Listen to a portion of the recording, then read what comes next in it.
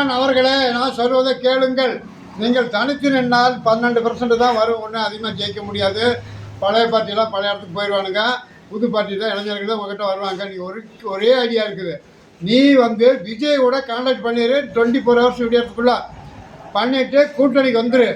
ரகசியத்தில் 2 பேரும் கூட்டணி ஜாயின் பண்ணிவிட்டு ஒரு நியூஸ் போட்டு விட்ருங்க. ஆட்டோமேட்டிக் யூடியூப் சேனலில் போட்டு விட்டுட்டிங்கன்னா நீங்கள் 2 பேரும் ஜெயிச்சிருவீங்க. ஓட்டு வந்துடும், சீட்டு வந்துடும்.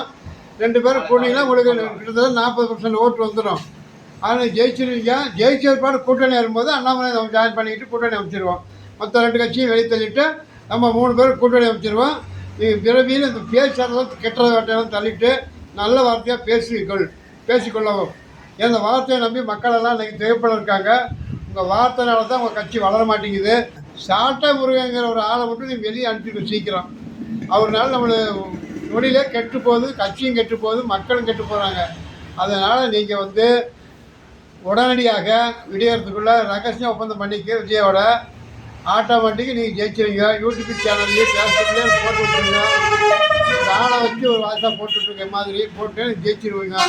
கூட்டணி சேர்ந்துட்டோம்னா 3வது நம்ம வெளியே இருந்துக்கிட்டு ஜெயிச்ச பிற்பாடு கூட்டணி அமைச்சிடலாம். வெற்றி நமக்கு, அனைத்தும் நம்மது. வாழ்க சீமான் விஜய், வாழ்க வாழ்க வாழ்க.